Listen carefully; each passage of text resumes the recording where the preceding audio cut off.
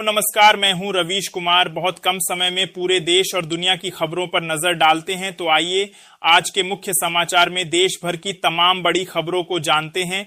आपसे हाथ जोड़कर रिक्वेस्ट है कि इस वीडियो को आखिर तक देखना और हमें सपोर्ट करने के लिए हमारी चैनल को सब्सक्राइब करें। और आप हमारा वीडियो कहां से देख रहे हैं, कमेंट बॉक्स में जरूर बताइए।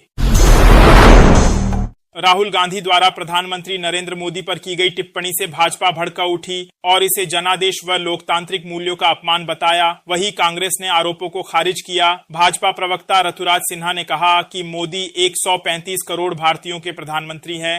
उन पर अभद्र टिप्पणी राष्ट्र के सर्वोच्च पद की गरिमा पर प्रहार है और राहुल गांधी की यह टिप्पणी उनकी हताशा और राजनीतिक दिवालियापन को दर्शाती है। प्रधानमंत्री नरेंद्र मोदी 30 और 31 अक्टूबर को गुजरात और दिल्ली के दौरे पर रहेंगे, जहां वे केवड़िया में विकास परियोजनाओं का शुभारंभ, राष्ट्रीय एकता दिवस पर सरदार पटेल को श्रद्धांजलि, वीरता पदक विजेताओं को सम्मान, प्रशिक्षु अधिकारियों से संवाद और दिल्ली में अंतर्राष्ट्रीय आर्यन शिखर सम्मेलन 2025 में भाग लेकर वैदिक सिद्धांतों व स्वदेशी मूल्यों के प्रसार का आह्वान करेंगे। केंद्रीय गृह मंत्री अमित शाह ने समस्तीपुर के रोसड़ा में चुनावी सभा को संबोधित करते हुए कहा कि बिहार में एनडीए सरकार कर्पूरी ठाकुर के पिछड़ों और वंचितों के न्याय के संकल्प को पूरा कर रही है। लालू राबड़ी के शासन को जंगल राज बताते हुए उन्होंने दावा किया कि 14 नवंबर को एनडीए की सरकार दोबारा बनेगी। साथ ही कांग्रेस और लालू यादव पर हमला करते हुए कहा कि जिन्होंने कर्पूरी ठाकुर को भारत रत्न से वंचित रखा, उन्हें जनता सबक सिखाएगी। जबकि एनडीए में मोदी का नेतृत्व, नीतीश का अनुभव, चिराग का जोश, मांझी की तपस्या और कुशवाहा का साथ बिहार के विकास की गारंटी है।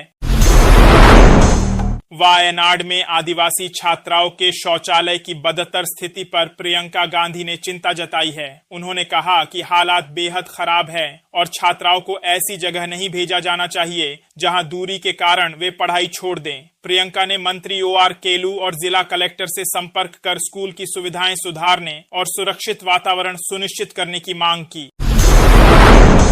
समस्तीपुर में जनसभा के दौरान अमित शाह ने कहा कि 14 नवंबर को दोपहर 1 बजे तक लालू और राहुल का सूपड़ा साफ हो जाएगा। बिहार में एनडीए की जीत तय है। उन्होंने महागठबंधन पर परिवारवाद का आरोप लगाते हुए कहा कि एनडीए 5 पांडवों की तरह एकजुट है और यह चुनाव बिहार को जंगल राज से मुक्त कराने का संग्राम है।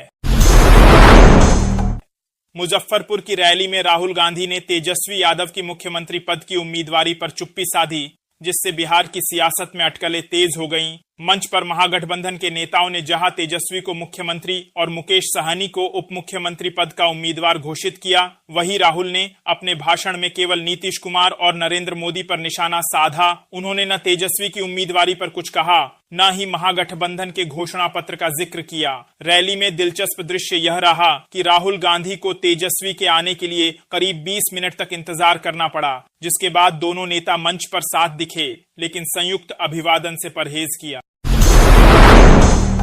कटिहार में रैली के दौरान असदुद्दीन ओवैसी ने पीएम मोदी, कांग्रेस, लालू और तेजस्वी यादव पर तीखा हमला बोला।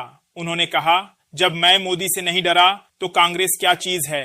ओवैसी ने तंज किया कि हमको देखकर राहुल और तेजस्वी के पेट में गुदगुदी होने लगती है। उन्होंने कहा कि वे पिछले 11 सालों से सीमांचल के विकास के लिए काम कर रहे हैं और गरीबों की आवाज उठाते रहेंगे। ओवैसी ने नीतीश, लालू और कांग्रेस को बिहार की बदहाली के लिए जिम्मेदार ठहराते हुए कहा कि उन्हें भाजपा की बी या सी टीम कहने से कोई फर्क नहीं पड़ता। मोतिहारी में चुनावी सभा के दौरान असदुद्दीन ओवैसी ने महागठबंधन पर जोरदार हमला बोलते हुए कहा कि जब मल्लाह का बेटा उप मुख्यमंत्री बन सकता है तो मोहम्मद का बेटा क्यों नहीं।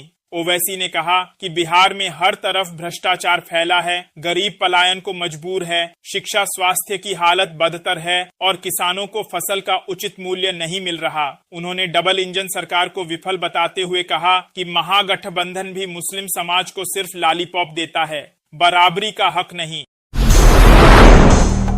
भारत और चीन के बीच सीमा विवाद को लेकर 23वीं कोर कमांडर स्तर की बैठक में पूर्वी लद्दाख के शेष मुद्दों पर सकारात्मक चर्चा हुई, जहां दोनों देशों ने सीमा क्षेत्रों में शांति बनाए रखने आपसी विश्वास बढ़ाने और सीमा प्रबंधन को मजबूत करने पर सहमति जताई, जिसे द्विपक्षीय संबंधों में सुधार की दिशा में एक अहम कदम माना जा रहा है।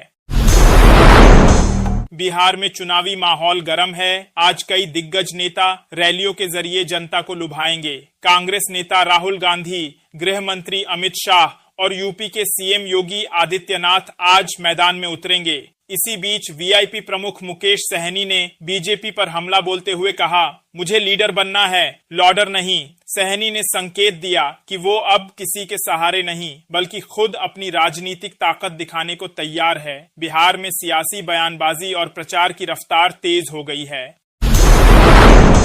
बिहार चुनाव 2025 में राहुल गांधी की पहली रैली में मोदी, अडानी और अंबानी पर उनके तीखे हमले और संविधान, वोट चोरी, प्रदूषण व रोजगार जैसे मुद्दों पर दिए गए बयानों ने जहां उनका एजेंडा साफ कर दिया, वहीं राजनीतिक विश्लेषकों का मानना है कि उनकी ये रणनीति तेजस्वी यादव के लिए चुनावी मुश्किलें बढ़ा सकती है।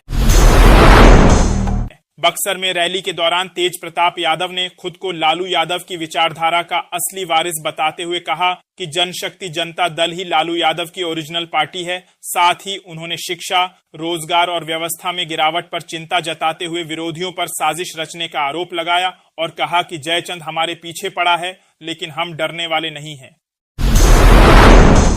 किशनगंज की रैली में पप्पू यादव ने एआईएमआईएम प्रमुख असदुद्दीन ओवैसी पर तीखा हमला बोलते हुए कहा कि हैदराबादी बिरयानी को चुनाव के समय ही सीमांचल का दौरा पड़ता है। उन्होंने कांग्रेस प्रत्याशी के समर्थन में कहा कि कांग्रेस हमेशा इंसानियत का पैगाम देती है और गरीबों की लड़ाई लड़ती रही है, जबकि ओवैसी को सिर्फ चुनाव के वक्त सीमांचल की याद आती है। बाकी समय जनता के दुख दर्द से उन्हें कोई मतलब नहीं होता।